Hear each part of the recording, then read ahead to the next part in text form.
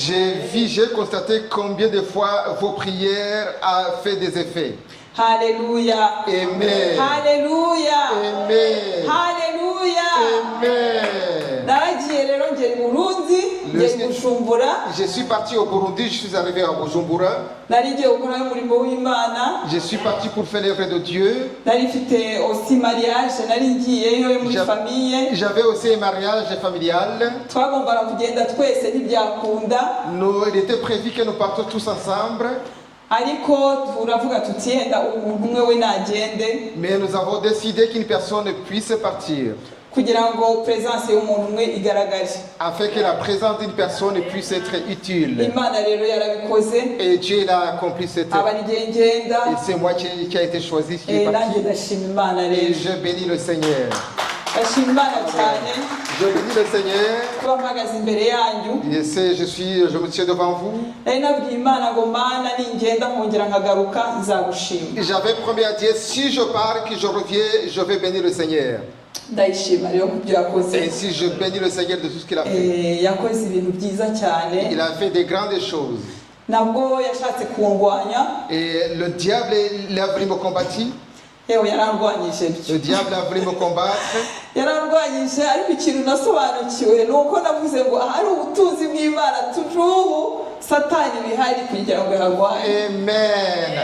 Le diable m'avait combattu, mais moi j'ai mis dans mon cœur une parole qui dit, là où il y a la richesse de Dieu, c'est là où le diable va combattre. Je suis parti jusqu'à Bujumbura. À la descente sur le tarmac, et j'ai vu la liste. Et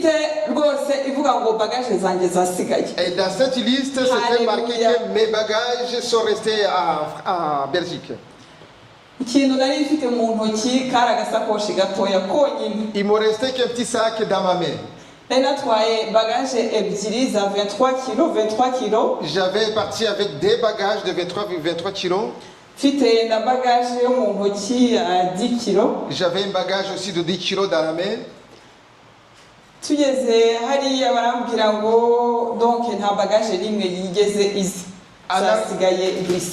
En arrivant à l'aéroport de Bujumbura, on m'avait dit qu'il n'y a aucun bagage de mes bagages qui est venu. Et imaginez-vous une personne qui part dans un mariage. Il a quoi que ce soit. Et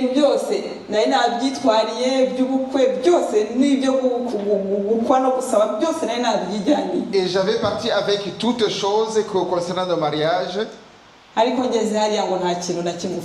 Et lorsque je suis arrivé là-bas, je me suis retrouvé sans quoi que ce soit. La seule chose que j'ai demandé au Seigneur, c'est que je l'avais demandé de m'aider et que je puisse être patient.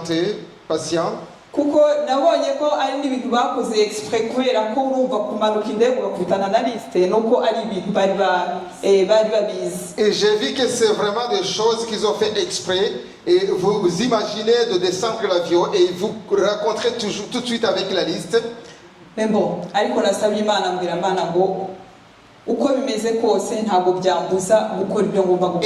bébé, j'ai demandé au Seigneur, j'ai dit quoi qu'il arrive, je dois faire ce que je dois faire.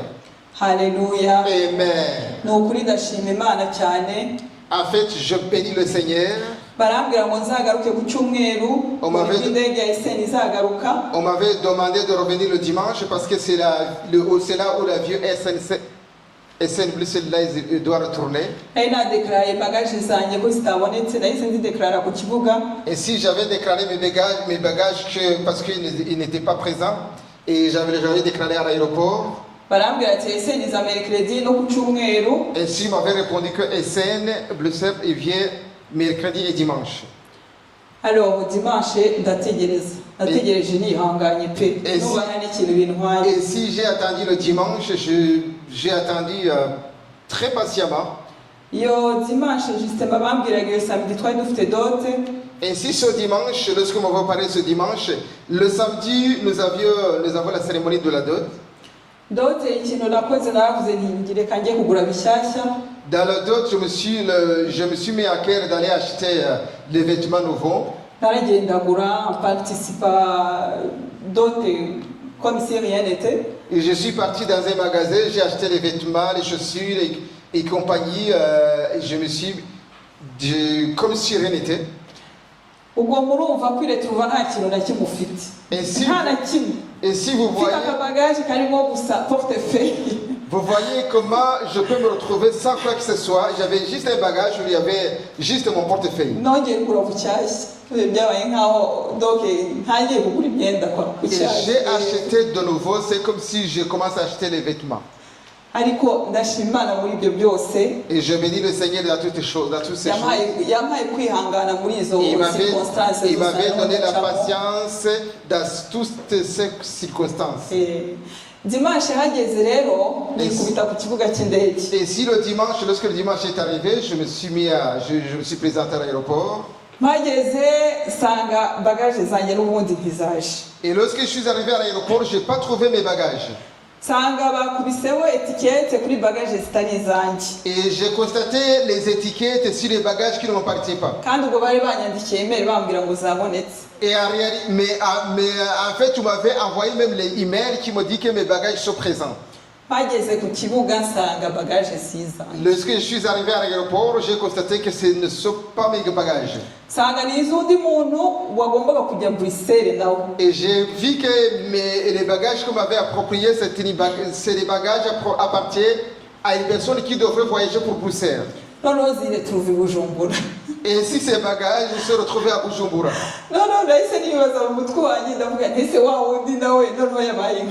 Et je me suis posé la question de savoir dans ma tête, la personne à qui on avait... il est comme moi parce qu'il ne trouve pas aussi ses bagages. Et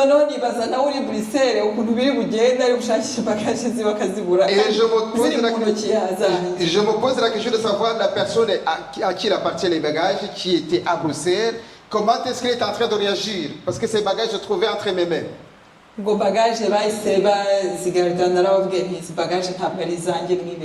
Et si je dis au personnel de la compagnie que ce n'est pas mes bagages et qu'ils se sont trompés. Et si on avait acheminé les mêmes bagages et j'ai pris le chemin pour retourner chez moi. Et j'ai déclaré encore une fois, encore la deuxième fois. Vous voyez que le diable a combattu mon voyage.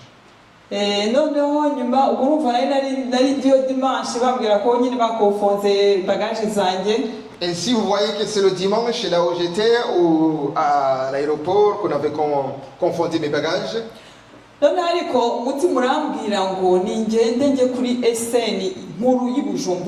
Et si dans mon cœur m'avait parlé qu'il faut que j'aille sur les scènes Bruxelles Lines de Bujumbura. Et très tôt le matin, je me suis mis sur le bureau. Vous m'avez reçu, j'étais la première.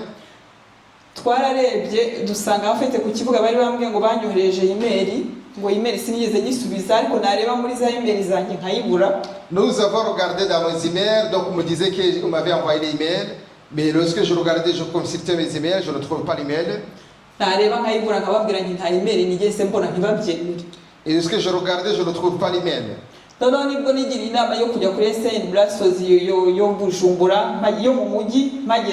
Et si je me suis dit, il faut que j'aille au bureau de Saint-Bruxelles à Bujumbura. Et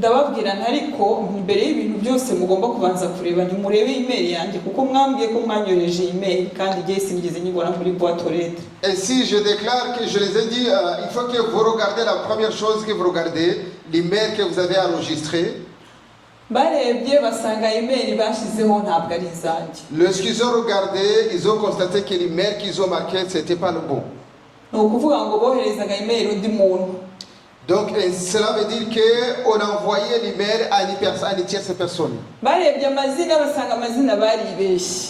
on regardait mes noms, on avait constaté qu'ils ont mal noté. Au lieu de noter Musirikari, ils ont noté Musirikari. Voilà la raison pour laquelle mes bagages ne venaient pas. donc kuri ordinateur nyine bakubitaho bagasanga email si yanjye iyo nari nararojitse mbere mbiva iwacu. Et lorsque le responsable d'agence de Bruxelles Airlines de Bujumbura regardait l'enregistrement, ce qu'il a noté dans son ordinateur, il ne voyait pas la correspondance. Noneho bareba n'amazina bakabona handitse musirikare. Lorsque on regardait le nom, on constate que c'est Musirikare au lieu de Musirikari.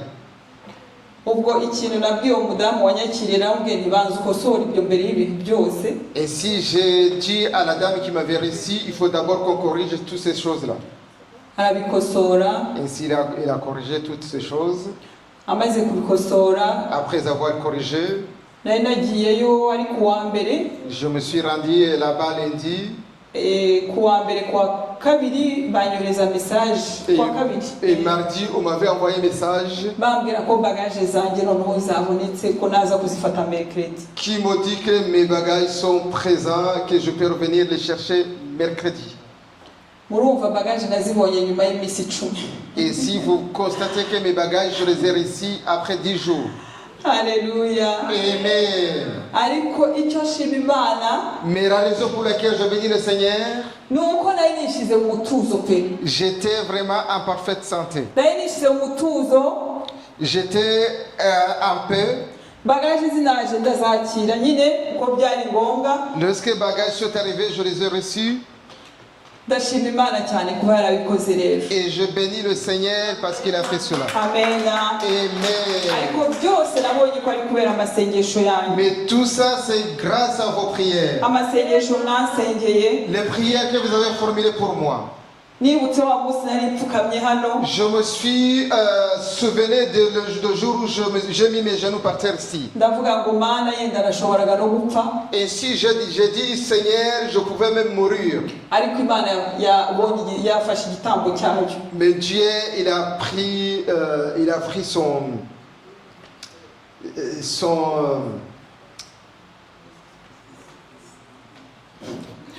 c'est pas grave.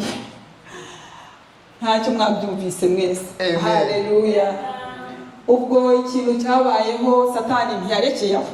La chose qui était la chose suivante, le diable n'a pas pu s'arrêter. Je ne t'avais pas vu là-bas, mais je peux t'attraper sur l'autre côté. Donc,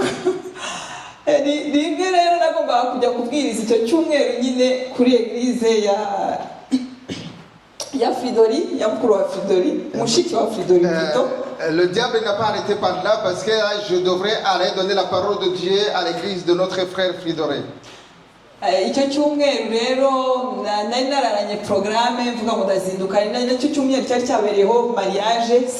Cette semaine, c'est la semaine où ça devrait être le mariage.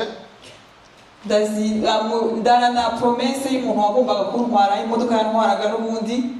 eu la promesse d'une personne qui devrait m'accompagner. Le matin, lorsque je me suis réveillé, j'ai vu le téléphone, j'ai consulté mon téléphone, il y avait un message.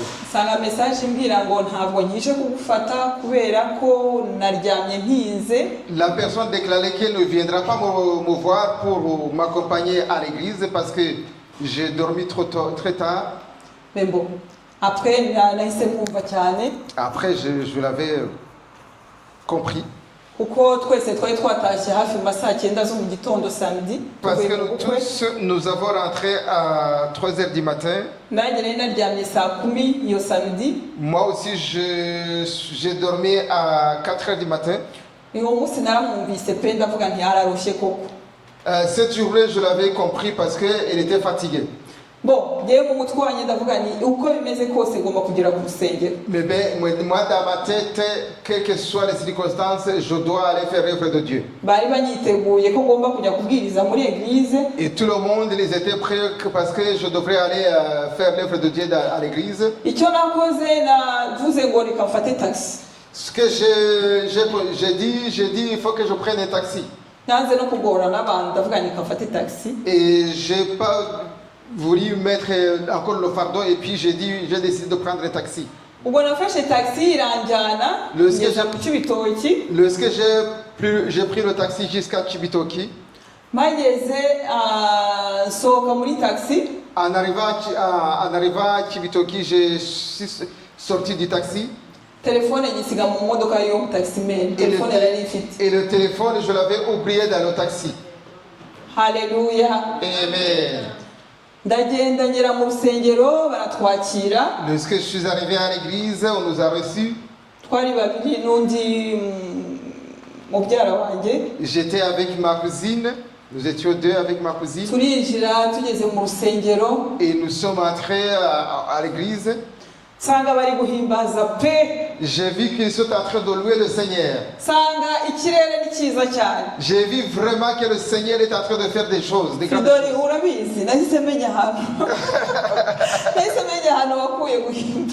J'ai vu pourquoi Fridori ici à l'église, il danse bien.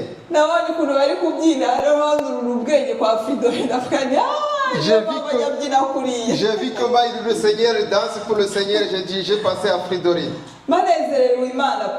Ils étaient vraiment dans la joie du Seigneur. Ce que j'ai fait, je me suis assis. Et dans ce cas, je ne pensais pas que mon téléphone, je l'avais oublié dans la voiture. Et si je dis, il faut que je prenne mon téléphone pour prendre les vidéos. Et lorsque j'ai ouvert mon sac, je n'ai pas trouvé mon téléphone. Et j'ai pensé, j'avais mon téléphone dans le taxi. Et le taximène, ça faisait 10 minutes qu'il était parti. Et si je dis ça, c'est vraiment le diable. C'est le diable qui est en train de me combattre. Et je dis, je déclare au diable, tu as été vaincu. Si tu veux m'attraper ici, tu ne peux pas me voir.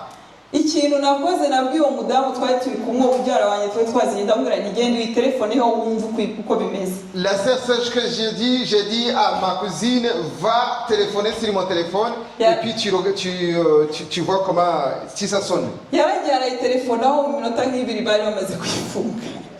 est parti téléphoner sur mon téléphone, dans 2 minutes c'était fermé. Bon,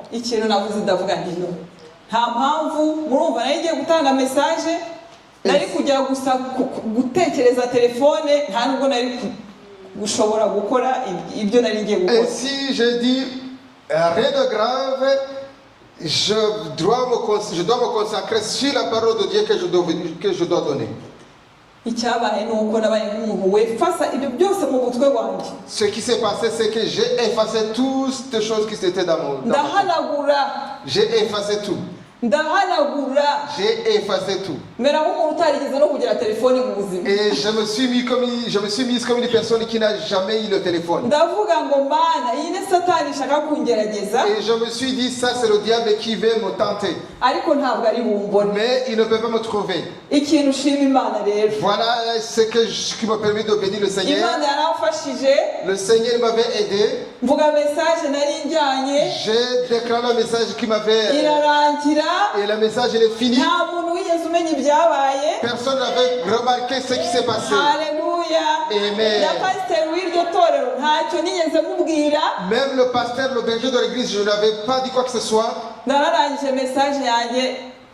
J'ai fini le message de Dieu et je suis rentré chez moi.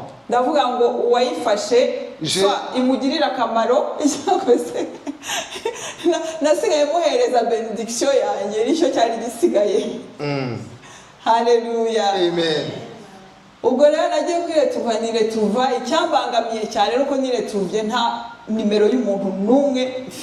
La seule chose qui m'avait gêné, c'est que je n'avais aucun contact d'une personne.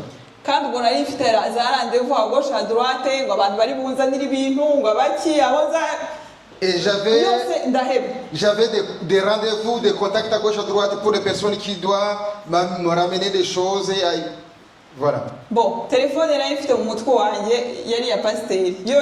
le téléphone que j'avais le numéro de téléphone que j'avais dans ma tête, c'est le numéro de pasteur. bene data ni ukujya mufata nibura na nimero imwe mu mutwe. Ainsi, mes frères et sœurs, il faut que vous reteniez au moins un numéro dans vos têtes. ibyo bintu sinzi ko byari kumbaho pe. Et je ne pensais pas que ces choses peuvent m'arriver. ariko ndashimana na telefone pasiteri gitaraganya nimpa nimero kandi uwo munsi nari mfite randevu yo kujya ahantu mvaho ku rusengero bahita bajya kunyakira muri famiye imwe. J'ai appelé le pasteur avec très empressement parce que j'avais rendez-vous d'une famille qui devrait me recevoir. ubwo Yesu azinyohereza anyohereza izo nari ngeneye. Il m'avait envoyé le numéro que je voulais. ubwo ndatelefona numva birahagije. Et si j'ai appelé et j'ai constaté que ça me suffit. Hallelujah. Amen. ndashimana rero kubyo yakoze. Et je bénis le Seigneur de toutes choses qu'il a fait. ndashimana kuba yaranahandindiye byonyine. Et je bénis le Seigneur parce qu'il m'avait gardé là-bas. ndashimimana kubyo yakoze. Je bénis le Seigneur de toutes choses qu'il a fait. byiza no mu bibi tujye tuyishima. Dans les beaux et dans les mauvais moments, il faut bénir le Seigneur. nanjye ndayishima uko Et byagenze je bénis le Seigneur de toutes choses. icy'ingenzi ni uko natanze ijambo ry'Imana rikagenda neza. La bonne chose c'est que j'ai donné la parole de Dieu et ça s'est bien passé. icy'ingenzi kandi uko iyo mariage yari njyanye nayo yagenze neza. Et la bonne chose aussi c'est que le mariage que je devrais célébrer ça s'est bien passé aussi. ndashima Imana kubw'ibyo. Et je bénis le Seigneur pour les choses. Amen. pasiteri yageze n'ahantu abwira ati gura agatelefone gatoya ati nibura njye nkubona nireka da ntayo ndi bugure. Pasteur m'avait demandé d'acheter un petit téléphone pour que nous puissions la joindre, mais j'ai dit non, je n'achète pas un téléphone ici. kuko nabonaga ari uguta amafaranga y'ubusa. Parce que je constatais c'est pour gaspiller de l'argent. kandi ayo mafaranga ashobora kuyasigira umukene hariya. Alors que cet argent je pouvais la laisser à une pauvre akagira akamaro. au Burundi. Haleluya. Amen. ntayo naguze narinze nurira n'indege ngera hano nta telefone nigeze mfata. J'ai pas acheté un téléphone, j'ai pris l'avion ici, j'avais pas un téléphone. ndashima Imana rero mu byo yakoze. Et je bénis le Seigneur de tout ce qu'il a fait. ndashima Imana kuba yaranjyanye ikagarura amahoro. Je bénis le Seigneur qui m'a accompagné, qui m'a revenu un peu. Imana ishimwe cyane. Amen. ndashaka no gutanga intashyo z'iryo torero. Haleluya. Je vais donner aussi la salutation fraternelle de cette église. barambwiye ngo ningera hano ngo nzabaha intashyo. Il m'avait dit lorsque tu vas arriver dans ton église, tu vas donner la salutation. nanjye reka nzibahereze. ntimuzavuga ngo ntazibonye. Haleluya. Haleluya. Nous recevons la salutation fraternelle de mon frère de Bujumbura. Yesu yabaha umugisha. Que le Seigneur vous bénisse. urugendo rwanjye Voici mon voyage. nuko rwagenze. Ça s'est passé ainsi. Haleluya. Amen. reka rero dupase mu ijambo ry'Imana. Ici nous allons sigaranye iminota passer. mike cyane ariko ndagerageza kwikoresha uko Nous allons imeze. passer à la parole de Dieu. Il me reste quelques bouts de minutes. Mana ndagushimye. Seigneur, nous te bénissons. ndagushimye ukuri Nous Imana. te bénissons parce que tu es Dieu. ndagushimye kuri Imana Nous iturinda. te bénissons, tu es Dieu qui nous protège. ndagushimye kuri Imana ituba hafi. Tu es Dieu qui est aux côtés de nous. uri Imana ibana natwe Tu es Dieu qui vit toujours avec nous. mu bikomeye no mu byoroheje. Dans des mauvais et dans des bonnes choses. muri byose Yesu Kristo Dans toutes choses, ukabana Jésus-Christ, natwe. tu es toujours avec nous. mu burwayi cyangwa utarwaye. Quelles que soient les maladies ou dans les maladies, ndagushimye Yesu. nous te bénissons, Seigneur. ndagushimye rero mu byo wakoze. Nous te bénissons de tout ce que tu as fait. Yesu satani yashatse kumpungabanya Oh Jésus-Christ, le diable il a voulu m'attaquer, ariko wagaragaje ukuboko kwawe Yesu. mais tu as manifesté ta ni main. ukuri gushimiye uno munsi. Je te bénis, Seigneur. ngushimiye uno munsi kongeye Imana kwemera ko nkandagiza ikirenge Je cyanjye te hano bénis hantu. aujourd'hui parce que tu as permis que je franchisse mes pas ici. ni ukuri ndagushimiye ku byo En wakoze. réalité, je te bénis de tout ce que tu as ndagushimiye fait. kuko nari narakubwiye ngo nintaha nkagira iwacu amahoro Je nzagushimira. te bénis, je t'avais promis lorsque je rentre chez moi, que j'arrive chez moi, je vais te bénir. ndagushimye rero. Je te bénis, Seigneur. nasanze itorero ryawe ari bazima. J'ai vu que mon église, ton église, était nasanze l'église urugo en rwanjye paix. wararurinze. J'ai vu que tu as gardé mon foyer. nasanze abana banjye Tu as warabarinze. gardé mes enfants. Et je te bénis, Seigneur, de tout ce que tu as fait. Les mots me manquent pour exprimer mon ressentiment. Mais Seigneur, tu as fait bon. Je te bénis également parce que tu as permis que je me tienne devant vous, devant toi pour parler ici de ta part. Je vais parler ta parole. Je t'en supplie que ce ne soit pas moi. Que ça ne soit pas moi Esther. Que ça ne soit pas moi avec ma nature charnelle. Et que ça soit toi Seigneur. La parole que nous avons parlé, que ce soit ta parole, que ta parole qui va pénétrer au fond de nos cœurs et qui va transcender, et qui va faire ton œuvre, ce que tu as prévu, et que tu vas rassasier, et que tu vas rassasier ceux qui n'en ont pas, et ceux qui ont le cœur brisé, qui soient délivrés, et qui soient chargés, fatigués, ceux qui sont fatigués, chargés, lorsqu'ils quittent ici, soient... Je te demande de m'utiliser afin que je sois ton instrument que tu agrées, Jésus-Christ. Merci Seigneur Jésus-Christ. Par le puissant de Jésus. Amen, amen, amen. Amen. Amen. Amen. Tugiye kwiga ku ijambo rivuga ngo komeza kwizera kugeza kwiheruka. Nous allons parler la parole qui dit persévérer, demeurer dans la foi jusqu'à la fin. Komeza kwizera, demeurer dans la foi jusqu'à la fin. Kugeza kwiherezo. Demeurer dans la foi jusqu'à la fin. Hallelujah. Amen. Tugiye gusoma muri Matayo 24. Nous sommes dans le livre de Matthieu chapitre 24. Umurongo wa 13. Verset 13. Hallelujah. Eka dusome. Nous allons lire Matayo 24. Dans le livre de Matthieu chapitre 24. Verset 13. Jusque là. Ngo ariko uwihangana akageza imperuka niwe uzakizwa. Amen. Hallelujah. Amen. En français, la Bible dit ceci: mais celui qui tiendra bon jusqu'au bout sera sauvé. Amen. Hallelujah. Amen. Ngo ariko mais uwihangana celui qui tiendra bon akageza imperuka jusqu'à la fin ngo niwe uzakizwa sera sauvé. Bene data, très cher bien-aimé dans le Seigneur, hari igihe tujya dutekereza ngo il y a des fois nous pensons ngo iyo dutangiye lorsque nous commençons ngo tuba twatangiye nyine et nous disons que nous avons commencé seulement. Gutangira kwacu tout au début de nous kwakagombye kutugeza ku mperuka. Ça devrait nous arriver à achever jusqu'à la fin. Kuko hari benshi dutangira, parce qu'il y en a beaucoup qui commencent. Gutangira ndi kuvuga ni ukutangira urugendo rw'agakiza. La vie chrétienne, je suis en train de parler du début de la vie chrétienne. Hari igihe dutangira inzira y'agakiza. Il y a le moment où nous commençons la démarche du salut.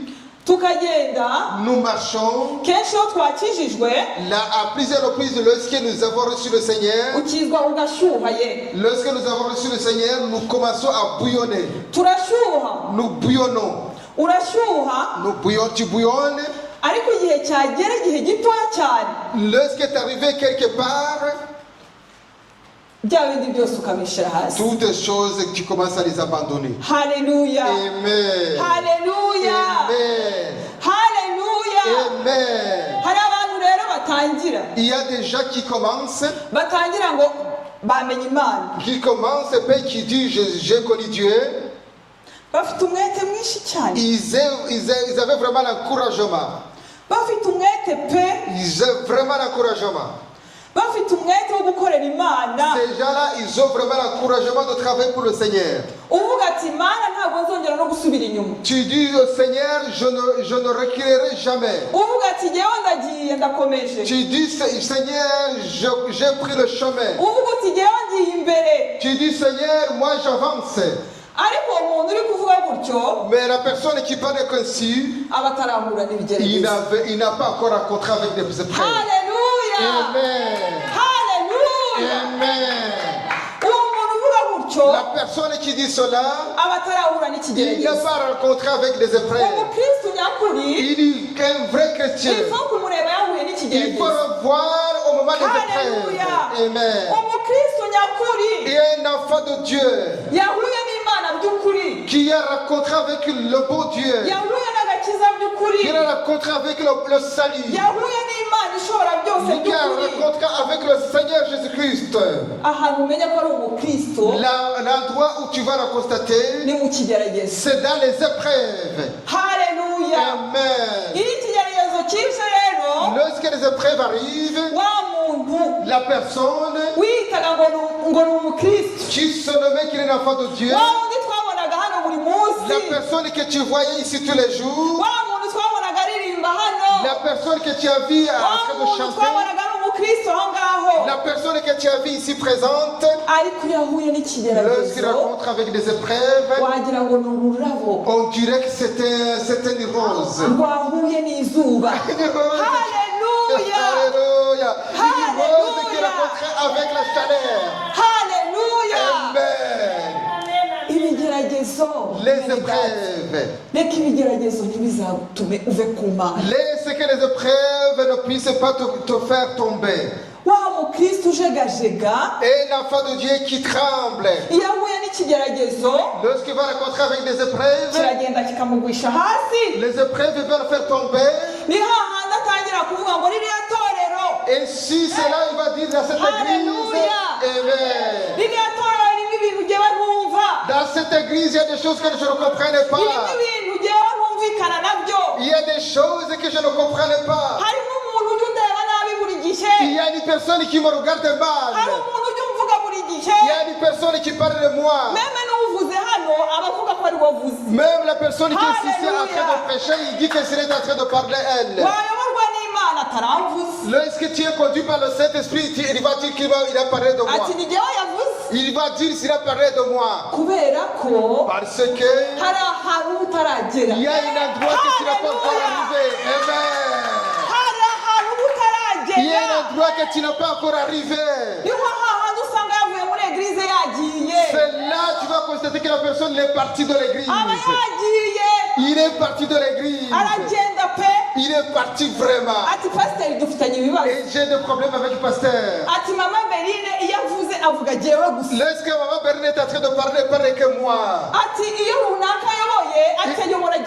Lorsque la personne fait la modération, il parle que moi. Non, négatif. Alléluia. Amen. Il y a un endroit que tu n'as pas encore arrivé. Il y a un endroit que tu n'as pas encore arrivé. Regarde-toi bien. Regarde-toi. Regarde-toi. Nous avons rencontré avec beaucoup de personnes comme ça. Et si tu leur poses la question pourquoi tu as quitté l'église, et il y a une personne à qui nous prions ensemble que je ne comprends pas. Il y a une personne, nous avons rencontré avec cette personne quelque part. Il m'avait raconté des histoires que je n'ai pas compris. Mais il m'avait même parlé, il m'a mal. Et si je suis sûr et certain qu'il priait dans cette église.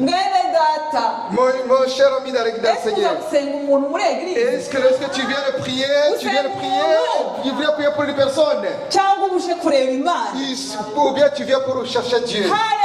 Amen. Est-ce que tu viens chercher Dieu ou tu viens chercher une personne? Alléluia. Amen. Voilà la question que je te pose et moi aussi je me la pose. Alléluia. Amen. Alléluia. Amen.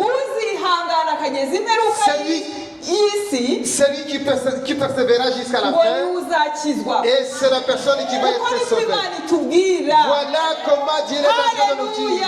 Amen. Il faut que tu patientes, même s'il y a des problèmes, même s'il y a des problèmes, même s'il y a des personnes à qui vous avez des problèmes. Mais toi, le Dieu que tu as connu, il ne faut pas que tu l'abandonnes. Continue le chemin. Continue le chemin. Continue le chemin. Parce que ce qui t'a amené ici, ce n'est pas une personne, mais c'est Dieu qui a créé le ciel et la terre.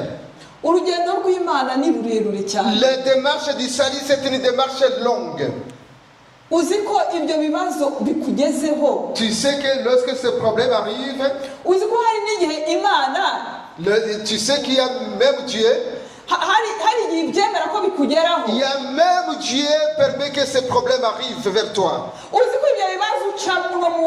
Tu sais que les problèmes que tu es en train de traverser, je ne connais pas tes problèmes, je ne connais pas les problèmes, je ne sais pas les problèmes que tu es en train de traverser. Mais Dieu a voulu que tu traverses ces problèmes pour que Dieu puisse regarder ton cœur. Amen.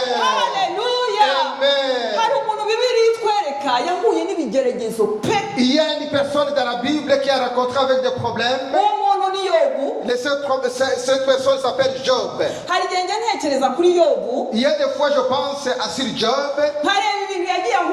Je constate les choses qu'il a rencontrées. Et si je dis Seigneur, si nous pouvons être comme Job, comment est-ce que nous pouvons Job, c'est une personne qui a fait beaucoup de choses. C'est une personne fortunée. Il avait des enfants.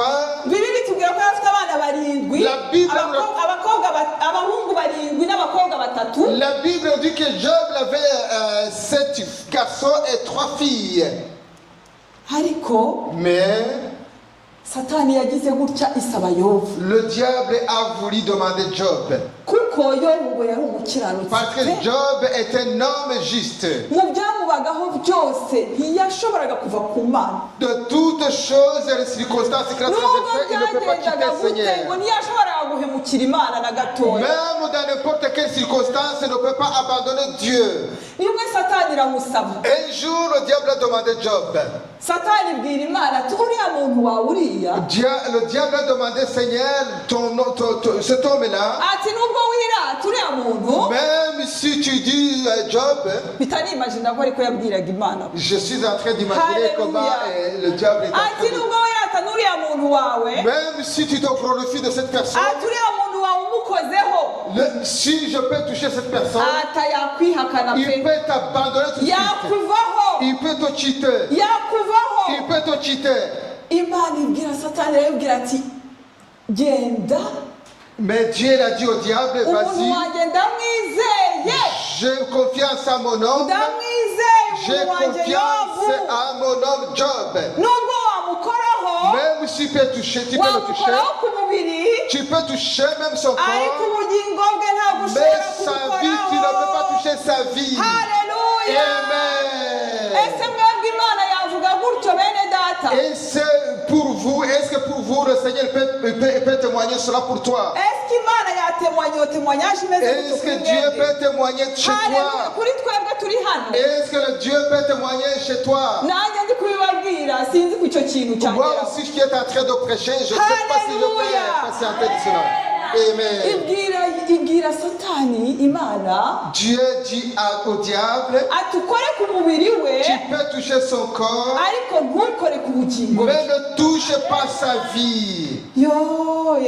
Et Seigneur, un jour est arrivé, le diable commence à travailler. Le diable commence à travailler. Il a donné les fardeaux, les épreuves à Job. Comme nous aussi nous traversons beaucoup d'épreuves. Les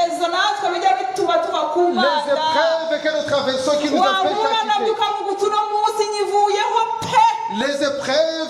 nous rencontrons, nous disons Seigneur, je te quitte. Je ne viendrai jamais même à l'église. Je ne travaillerai même jamais à l'église. Mais le Dieu ne m'écoute pas. Je t'ai prié, le Seigneur ne m'écoute pas. Et je dis dans mon cœur, Seigneur, je t'abandonne. Parce que tu traverses les difficultés. Alléluia. Amen. Je me rencontre avec des difficultés. La Bible nous raconte que Job a perdu tout ce qu'il avait. Toute richesse qu'il possédait. Et on avait rencontré que même tous ses enfants ils sont morts. Tous ses enfants sont morts. Et mon frère, ma soeur qui est ici, et si on te dit que tes enfants sont morts, comment tu vas réagir? Amen. Nous les parents, on nous dit nos cœurs sont focalisés sur nos enfants. On te dit que tous ces enfants que tu as mis au monde sont morts. Et si dans cette circonstance, comment est-ce que dans cette circonstance, comment est-ce que tu peux te mettre? Est-ce que vous constatez ce fardeau? Est-ce que vous réalisez ce fardeau? Et moi aussi, je m'imagine ce fardeau. Et si on me raconte que tous mes enfants sont partis, sont morts, et je suis sûr et certain que je dirais que Dieu t'abandonne. Je dis, Dieu, tu pouvais garder mes enfants. Dieu, tu pouvais garder mes enfants. Tu es capable de garder mes enfants. Tu as tout qui peut garder mes enfants. Pourquoi tu n'as pas gardé mes enfants? Vous voyez comment un enfant, le corps, l'être aimé pense. Pourquoi Dieu n'a pas gardé mes enfants? Ici, la Bible déclare que Job a dit ceci. Lorsque on venait de raconter que les enfants et la richesse de Job sont partis, Job s'est mis à côté. Il n'a pas pu se revolter contre Dieu. Il n'a pas dit Dieu, qu'est-ce que tu as fait pour moi? Il a dit Dieu, je te bénis Seigneur. Je suis sorti de la ventre de ma mère tout nu. Et je partirai dans la ventre de la terre tout nu. Amen. Tout ce que je possède appartient au Seigneur. C'est le Seigneur qui a pris tout. Alléluia. Amen.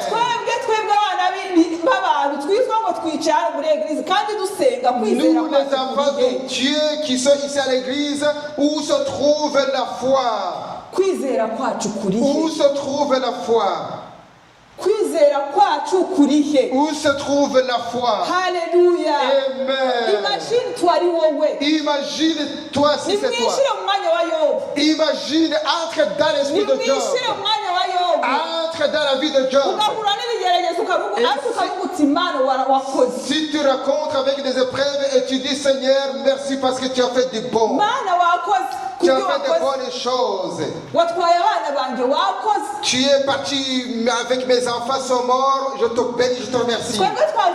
Est-ce que nous pouvons dire comme ceci? Et mon frère, ma soeur, pose-toi des questions. Pose-toi la question. Pose-toi la question de savoir. Si tu ne trouves pas le titre de ce jour, tu vas dire, oh Seigneur. Tu rencontres avec des épreuves et tu n'as pas les moyens financiers. Tu n'as pas de quoi payer tes factures. Et si mon frère, tu vas te révolter. Et si, pose-toi la question, si on va t'apporter tous tes enfants. Et quelle est ton attitude? Vous voyez la foi de Job. Job, il avait la foi. Yobu yari afite kwizera gukomeye. Job, il avait vraiment beaucoup de foi. Yobu yari afite kwizera gukomeye niyo gutekereje ndavuga nti Imana. Il avait vraiment beaucoup de foi. Lorsque je pense, je dis Dieu, tu es vraiment notre Seigneur. Vous voyez que des fois il y a des choses qui arrivent et que le Seigneur a permis que ça t'arrive. Tu rencontres des choses et tu commences à te révolter contre Dieu. Peut-être que c'est la volonté de Dieu. Peut-être que c'est la volonté de Dieu. Afin que Dieu puisse te traverser le chemin. Après avoir traversé cette chose, et si le Seigneur, il verra que tu es un homme fortifié. Et le Seigneur va constater que les choses, tu le mérites. Et voilà pourquoi que le Seigneur peut te donner ce que ton cœur désire. Et que le Seigneur t'avait donné, tu vas l'utiliser comme il faut. Et si Job, il avait vraiment beaucoup de richesses, mais il n'a pas abandonné le Seigneur. Il n'a pas abandonné le Seigneur à aucun doute. Et si après Job, il a continué à servir le Seigneur. Et le Seigneur il avait rajouté tout ce qu'il avait manqué. Amen. Dieu, il avait compensé. Il l'a compensé. Il a compensé beaucoup de choses. Il a récompensé beaucoup de choses parce qu'il a toujours travaillé pour lui. Il avait mis son cœur au Seigneur. Parce que son cœur était attaché au Seigneur. Il n'a pas pu se révolter contre Dieu. Il y a des fois et toi tu te révoltes contre Dieu. Il y a des fois où tu pries, tu n'as pas encore reçu ta réponse. Il y a des fois où lorsque tu pries et tu n'as pas vu la réponse qui vient de Dieu. Et Job, toutes ces choses, ça arrivait dans sa vie. Il a perdu tout ce qu'il avait, mais il n'a pas perdu son Dieu. Alléluia. Amen. Il a traversé beaucoup d'épreuves, beaucoup de difficultés, mais il n'a pas perdu, il n'a pas abandonné la foi. Alléluia. Amen. Alléluia. Amen. Ainsi, bien aimé dans le Seigneur, il faut que nous augmentions nos foi dans nos vies. Est-ce que vous constatez, vous expérimentez ce qui s'est passé dans la vie de Job? Il ne savait pas, mais il a penché vers le Seigneur. Alléluia. Amen. Ça peut t'arriver même aujourd'hui, toi aussi, que tu es en train de traverser beaucoup d'épreuves. Ça peut t'arriver qu'aujourd'hui, tu es en train de traverser beaucoup d'épreuves. Il y a même, peut-être que tu es en train de combattre avec des choses. Il y a même les mots, des mots qui étaient en train de combattre. Comme Job, il a combattu ces choses. Les choses, je ne connais pas les choses qui étaient en train de traverser. Je ne connais pas tes problèmes. Mais Dieu qui a créé le ciel et la terre, il connaît tes problèmes. N'abandonne pas ton Dieu à cause des problèmes que tu traverses. N'abandonne pas de servir le Seigneur à cause des problèmes que tu traverses. Les problèmes vont disparaître, mais Dieu subsistera toujours. Alléluia. Amen. Alléluia. Amen. Dieu subsistera toujours. Dieu restera toujours à côté de toi. Il va te secourir tous les jours. Si tu marches avec la foi de l'Éternel, si tu marches avec la foi que le Seigneur te demande, ne regarde pas tes problèmes, ne regarde pas les problèmes que tu traverses. Regarde, fixe ton regard. Regarde Seigneur Jésus-Christ. Il y a des personnes qui étaient en train de za Riyo hose hari ibintu biri guca mu muryango wawe, hari ibintu byinshi uri gucamo ngewe ntazi, nta n'undi muntu ubizi hano,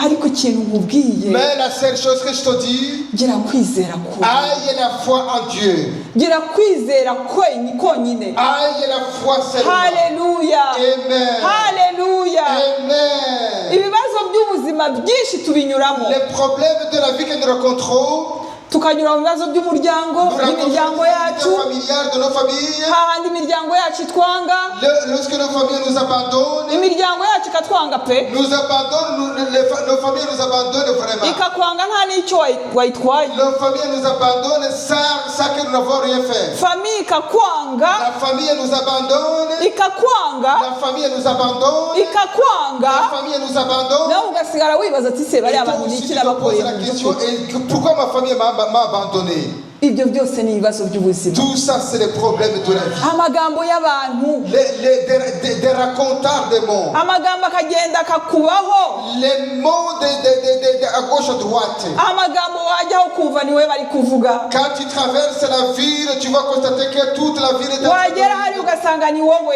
lorsque tu vas à gauche à droite, on va accompagner, ahantu hose ugasanga impande zose urafashwe, partout où tu vas passer, tu vas voir que c'est toi qui est en train de parler. ibyo byose bikagenda bikakwikubita ku mutwe, Et toutes les choses arrivent sur ta tête. ibyo byose bigatuma ugira intege nke, Toutes les choses te permettent d'avoir la faiblesse. intege nke mu mubiri, Et toutes les choses arrivent et tu vas voir la faiblesse dans ton intege corps, nke ku bugingo, la faiblesse dans ta vie.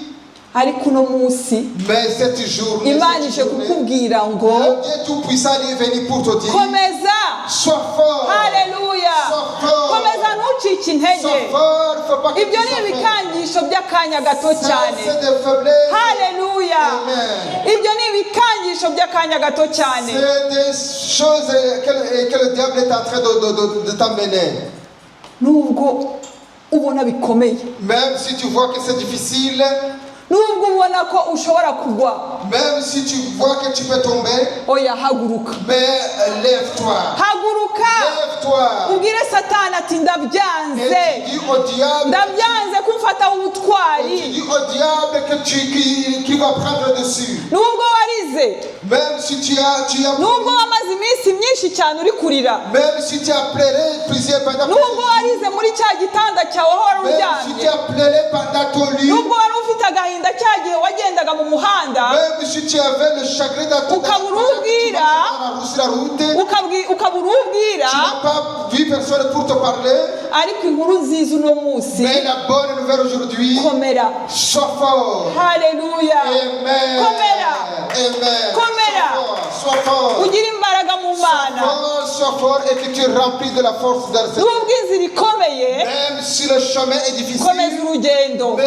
prends courage. haleluya, Et marche du Seigneur. nubwo ubona bikomeye Même bwose, si tu vois que c'est difficile, nubwo utabona ejo hawe uko hazagenda, même si tu ne vois pas ton randonnée, kuko kenshi dukunda kwibaza ngo ejo bizagenda tu gute, te poses la question comment ça va se faire demain.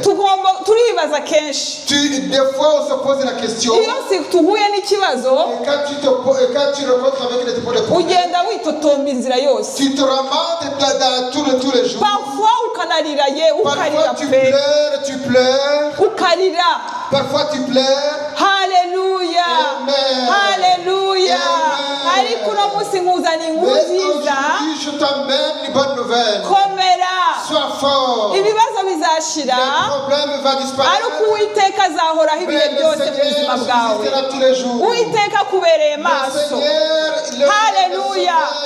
il est là, il veille. uwiteka akubereye Le amaso, Seigneur veille tous les jours. uwiteka akubereye Le maso, Seigneur veille, hahandi wowe utareba, là où tu ne vois pas. ariko Imana yo Le irahareba, Seigneur voit tout cela. hahandi hari ikibazo cyakugoye, Là où se trouve le hari problème, Imana irahareba.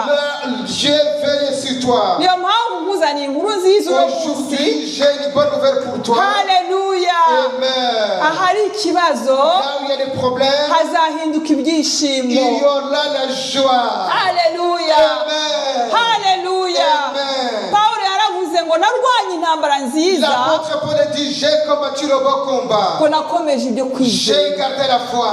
Haleluya. Paul yahuye n'ibibazo byinshi cyane ariko ntiyigeze azava ku Mana. Yakomeje inzira yo kwizera. Yakomeje inzira yo kwizera. Agira ubutsinzi. Il a rapporté la victoire. Haleluya. Amen. Ntabwo yigeze ava mu kwizera. Il n'a pas abandonné. Reka natwe twongere kwizera muri twe. Il faut que nous augmentions le chemin de la foi. Reka twongere kwizera muri twe. Il faut que nous augmentions la foi. Reka twongere kwizera Il faut que nous augmentions la foi. Yesu abaho umugisha mwinshi cyane. Komeza kwizera. Que vous gardez la foi. Ukomeze gusenga. Il faut que nous continuions à prier. Ukomeze gukorera Imana nk'uko iyo nzira wayitangiye. Ntucike intege. N'abandonnez pas. Ntugarukirize mu nzira. Ne vous arrêtez pas au cours du chemin. No, genda urugendo rwawe. Il faut que nous continuions les démarches. Ubwire Imana ati nubwo bikomeye, nubwo mbona hano imbere ntashoboye, nubwo nta mpapuro ndabona, nubwo nta kindabona, nubwo nta bana mfite, nubwo ndwaye, nubwo mfite kanseri nkomereye, nubwo ndwaye ikigwara kimeze nabi, ariko sinzakuvaho. Haleluya. Haleluya. Haleluya. Haleluya. Reka dukomeze kugeza ku iherezo. Reka dukomeze kugeza icyo twiyemeje. Niba warakijwe by'ukuri, niba warakijwe mu by'ukuri, ukabuza Imana wakurikiye, ukabuza Data wo mu ijuru ibyo agukorera, twese hari ibyo Imana yagiye idukorera by'ibitangaza ku buryo ushobora gutemwanya. Haleluya. Amen. Haleluya. Amen. Ngo ariko uwihangana akageza imperuka ngo ntuzakizwa. Nimureke twihangane tugeze ku mperuka. Haleluya. Amen. Haleluya. Amen. Wowe uri hano, toi qui es ici présent, wumva ku ijambo hari ahantu byagukoze, ukeneye inkunga y'amasengesho, wumva ko hari ahantu wahuye n'ibibazo ukananirwa kwihangana, waza hano imbere tukagusengera. Haleluya. Twese hari igihe ducika intege, ukagendera muri ubu burayi, duhura na byinshi, ugahura n'amafagitire igitero cyayo, ugahura n'abana bakunaniye, ukibaza ati se bizagenda gute kugira ngo bagaruke mu nzira nziza, ugahura n'ibintu byinshi biguca intege muri uyu buzima. Qui va te pousser à être faible. Ngwino hano tugusengere. Ngwino cyangwa se uhaguruka aho uri tugusengere. Ibibazo uri gucamo simbizi. Je ne connais pas ton problème. Ntabwo nzi n'icyo utekereza muri wowe. Nta nubwo ndi kumwe nawe igihe uri muri ibyo bibazo. Je ne connais pas ce que tu traverses. Ibibazo ni personnel. Les problèmes c'est personnel. Ngwino ntugire ubwoba. Ntugire ubwoba. Kuko hari igihe ushobora kuvuga ngo nimpaguruka abantu barambona. Parce que tu peux te poser la question de savoir si je me réveille et les gens vont me voir. Wowe se utinya umuntu cyangwa utinya Imana? Est-ce que tu as peur contre les yeux des autres? Haleluya. Pour Dieu. Ni ukeneye inkunga y'amasengesho ngwino batugusengere. Celui qui a besoin d'être fortifié pour de la prière. Ibyo ucamo ni byinshi. Les choses qui traversent sont nombreuses. Ni byinshi cyane bishobora kuguca intege yo kuza no mu murimo w'Imana. Bishobora gutuma utinjira no mu murimo w'Imana nk'uko bikwiriye. Bishobora gutuma udakorera Imana nk'uko bikwiriye. Ariko ibyo byose nimubirekera Imana. Nimubirekera Imana bari ibikora. Imana irakuzi bene data.